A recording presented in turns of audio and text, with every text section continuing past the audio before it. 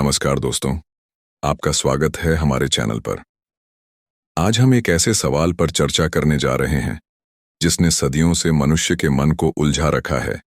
मनुष्य का भाग्य कौन लिखता है? जब भी जीवन में कठिनाइयां आती हैं तो हम अक्सर कहते हैं ये तो किस्मत में लिखा था, और जब सफलता मिलती है तो कहते हैं ये तो भगवान की कृपा है। लेकिन क्या सचमुच ऐसा है? क्या हमारा भाग्य पहले से ही किसी अदृश्य शक्ति द्वारा लिखा हुआ है, या फिर हमारे अपने कर्म ही हमारे भविष्य की रूपरेखा तैयार करते हैं? धार्मिक ग्रंथों में, दार्शनिकों की मान्यताओं में और सामान्य जीवन के अनुभवों में इस प्रश्न के अलग अलग उत्तर मिलते हैं। कहीं कहा गया है कि भगवान सब तय करते हैं, तो कहीं यह मान्यता है कि कर्म ही भाग्य का निर्माता है। तो आइए इस रहस्य की गहराई में उतरें और खोजें कि हमारा भविष्य कौन गढ़ता है, भगवान, भाग्य या स्वयं हम अपने कर्मों से। दोस्तों, सबसे पहले हमें समझना होगा कि भाग्य, डेस्टिनी, असल में है क्या। साधारण भाषा में कहें तो भाग्य का अर्थ है भविष्य में मिलने वाले सुख दुख, सफलता असफलता और परिस्थितियों का संग्रह। भारतीय संस्कृति में भाग्य को अक्सर लिखा हुआ माना गया है।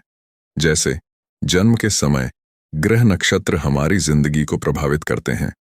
लोग कहते हैं कि सब कुछ पहले से तय है, हम केवल उसे जी रहे हैं। लेकिन क्या भाग्य सचमुच पहले से लिखा हुआ होता है? असल में भाग्य किसी किताब में दर्ज कोई स्थायी नियम नहीं है। यह तो हमारे अतीत के कर्मों का परिणाम और वर्तमान के निर्णयों का प्रतिबिंब है। इसे एक उदाहरण से समझिए। अगर किसान गेहूं का बीज बोता है तो भविष्य में गेहूं ही उगेगा, वह आम या चावल नहीं पा सकता। उसी तरह इंसान जो कर्म करता है वही उसके भविष्य का फल बनकर सामने आता है। यही फल हमें भाग्य लगता है। यानी भाग्य कोई रहस्यमयी ताकत नहीं, बल्कि हमारे अपने कर्मों और निर्णयों का फल है। अतीत के कर्म औक्ष वर्तमान का भाग्य, और वर्तमान के कर्म आरएमएस भविष्य का भाग्य। दोस्तों, यह सवाल सबसे ज्यादा पूछा जाता है, क्या हमारा भाग्य भगवान लिखते हैं? कई लोग मानते हैं कि जन्म से पहले ही भगवान हमारी पूरी जिंदगी की पटकथा तय कर देते हैं। यही कारण है कि जब सुख मिलता है तो कहते हैं भगवान की कृपा है, और जब दुख आता है तो कहते हैं भगवान ने किस्मत में ऐसा लिखा था। लेकिन सच क्या है? दरअसल भगवान सीधे सीधे हमारी जिंदगी की डायरी में कुछ नहीं लिखते। भगवान ने तो इस संसार के लिए एक न्यायपूर्ण नियम बनाया है, कर्म का नियम। श्रीमद् भगवद गीता में भगवान श्री कृष्ण स्पष्ट कहते हैं, कर्मण्येवाधिकारस्ते मां फलेषु कदाचन। अर्थात मनुष्य का अधिकार केवल कर्म करने में है, फल देने वाला मैं हूं। इसका मतलब यह है कि भगवान केवल न्यायाधीश की भूमिका निभाते हैं। वे तय करते हैं कि किसे उसके कर्मों का कैसा फल मिलना चाहिए। लेकिन कर्म का चुनाव करने की आजादी हर इंसान के पास है। यानी भगवान नियम बनाने वाले हैं, लेकिन हमारे भाग्य के लेखक हम खुद हैं। हम जैसे कर्म करते हैं उसी आधार पर ईश्वर हमें उसका फल प्रदान करते हैं। दोस्तों, हमारे समाज में यह विश्वास बहुत गहरा है कि इंसान का भाग्य उसके ग्रह नक्षत्र और जन्म पत्री से तय होता है। ज्योतिष शास्त्र में कहा गया है कि जन्म के समय ग्रहों की स्थिति हमारे जीवन पर असर डालती है। इसी आधार पर कुंडली बनाई जाती है और भविष्यवाणी की जाती है। लेकिन क्या इसका मतलब यह है कि ग्रह नक्षत्र ही हमारा भाग्य लिखते हैं? असल में ग्रह नक्षत्र केवल संकेत देते हैं, वे हमें मजबूर नहीं करते। जैसे डॉक्टर एक्सरे देखकर बता देता है कि हड्डी टूटी हुई है, वैसे ही ज्योतिषी हमारे पिछले कर्मों का प्रतिबिंब ग्रह नक्षत्रों में देखकर संभावित भविष्य बताते हैं। ग्रह नक्षत्र केवल दिशा दिखाते हैं, निर्णय और कर्म तो हमें ही करना होता है। अगर हम मेहनत करें, सकारात्मक सोचें और सही कदम उठाएं, तो ग्रहों के प्रतिकूल होने पर भी सफलता मिल सकती है। इसलिए ज्योतिष को भाग्य का लेखा मानना सही है, लेकिन उसे भाग्य का लेखक मानना गलत है।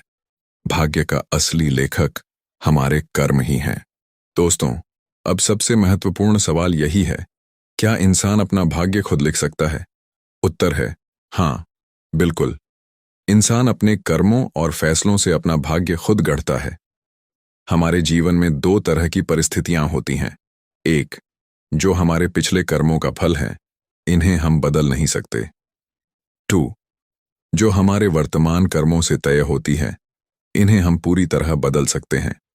उदाहरण के लिए, अगर एक छात्र आलस्य करता है और पढ़ाई नहीं करता, तो वह परीक्षा में अच्छे अंक नहीं ला पाएगा।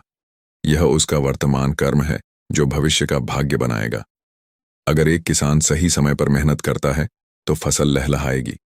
अगर वह लापरवाह रहा तो परिणाम विपरीत होगा। एक व्यापारी सही योजना बनाएगा तो लाभ होगा, गलत निर्णय करेगा तो हानि होगी।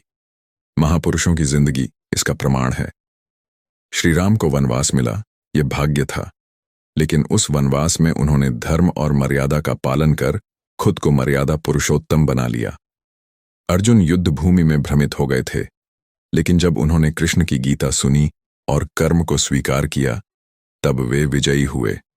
यानी परिस्थिति भाग्य से आ सकती है, लेकिन उस परिस्थिति में हम कैसे कार्य करते हैं, वही हमारे आने वाले भाग्य की नींव रखता है। इसलिए यह कहना गलत नहीं होगा कि मनुष्य का भाग्य कोई और नहीं, बल्कि वह स्वयं अपने कर्मों से लिखता है। दोस्तों, भाग्य और कर्म का रिश्ता इतना गहरा है कि इन्हें अलग करके समझा ही नहीं जा सकता।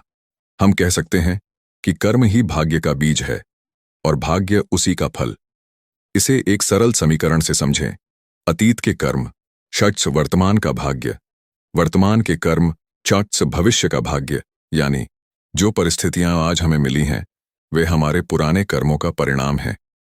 लेकिन आज हम जो भी निर्णय लेते हैं, जो भी कर्म करते हैं, वही हमारे आने वाले कल की रूपरेखा तैयार करते हैं। कई लोग कहते हैं कि सब कुछ भाग्य पर निर्भर है और कर्म करना व्यर्थ है, लेकिन यह सोच इंसान को कमजोर बना देती है। अगर किसान यह सोचकर खेत में बीज ही न बोए कि फसल तो भाग्य से ही उगेगी, तो क्या उसे अन्न मिलेगा? बिल्कुल नहीं। भाग्य हमें परिस्थितियां देता है, लेकिन उन परिस्थितियों का उपयोग कैसे करना है, यह हमारे कर्म तय करते हैं। इसीलिए संत कबीर ने कहा था, कर्म करे सो फल पावे, भाग्य कहीं से लाए। सच तो यह है कि भाग्य और कर्म एक ही सिक्के के दो पहलू हैं। भाग्य परिस्थिति है और कर्म उसका उत्तर। अगर कर्म सही है तो भाग्य भी चमक उठता है। दोस्तों, ये समझने के लिए कि इंसान अपने कर्मों से भाग्य कैसे बदल सकता है, इतिहास हमारे सामने कई प्रेरणादायक उदाहरण रखता है। अब्राहम लिंकन गरीब परिवार में जन्मे, व्यापार में असफल हुए, कई बार चुनाव हारे, लेकिन हार मानने की बजाय हर बार उठ खड़े हुए। अंततः वे अमेरिका के राष्ट्रपति बने और आज भी द ग्रेट लीडर कहे जाते हैं। उनका भाग्य उनकी हार ने नहीं, बल्कि उनके कर्मों ने लिखा। एपीजे अब्दुल कलाम तमिलनाडु के छोटे से गांव में मछुआरे का बेटा पैदा हुआ। आर्थिक तंगी थी, लेकिन पढ़ाई और मेहनत से उन्होंने खुद को मिसाइल मैन बनाया और फिर भारत के राष्ट्रपति बने। अगर वे भाग्य को दोष देते तो शायद इतिहास उन्हें कभी न जान पाता। थॉमस एडिसन 1000 से अधिक बार प्रयोग असफल हुए, लेकिन उन्होंने हार नहीं मानी। बार बार के प्रयासों ने ही बल्ब का आविष्कार कराया। अगर वे किस्मत को कोसते रहते तो आज दुनिया अंधेरे में होती। इन सब की कहानियां हमें यही सिखाती हैं कि परिस्थिति चाहे कैसी भी हो, इंसान के कर्म ही उसके जीवन का असली मोड़ तय करते हैं। भाग्य कभी भी स्थायी नहीं होता। उसे बदलने की ताकत हमारे संकल्प और प्रयास में छिपी होती है। दोस्तों, अब हम इस सवाल का उत्तर स्पष्ट रूप से समझ सकते हैं। मनुष्य का भाग्य कौन लिखता है? सच ये है कि भगवान ने संसार के लिए न्यायपूर्ण नियम बनाए हैं। उन नियमों के अनुसार हर इंसान को उसके कर्मों का फल अवश्य मिलता है। इसलिए भगवान सीधे सीधे भाग्य नहीं लिखते, बल्कि वे न्यायाधीश की तरह हमारे कर्मों के अनुसार परिणाम देते हैं। ग्रह, नक्षत्र और ज्योतिष केवल हमारे पिछले कर्मों का प्रतिबिंब हैं। वे संकेत देते हैं, लेकिन वे मजबूर नहीं करते। असली शक्ति तो हमारे वर्तमान कर्मों में है। हमारा आज का कर्म ही कल का भाग्य गढ़ता है। इसीलिए संतों और शास्त्रों ने हमेशा कहा है कि कर्म ही प्रधान है।